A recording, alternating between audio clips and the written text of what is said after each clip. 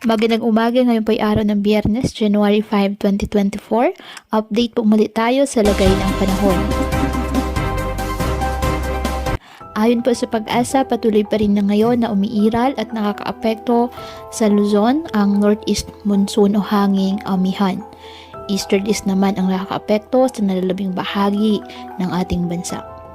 Sa kasalukuyan, wala po tayong pinamonitor o namamataang anumang sama ng panahon, low pressure area o bagyo sa loob ng ating area of responsibility na maaaring makaapekto sa ating bansa.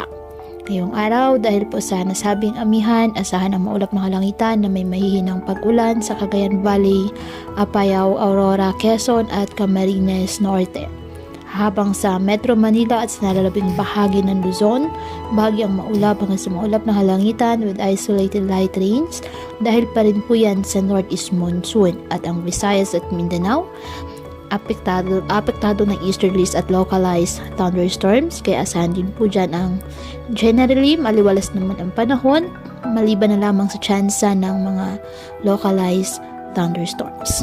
Kaya patuloy po na pinag-iingat ang ating mga kababayan sa banta ng mga pagbaha at pagguho ng lupa at ugaliin na magdala palagi ng payong o kahit anumang panangga sa ulan sa tuwing lalabas ng ating mga tahanan.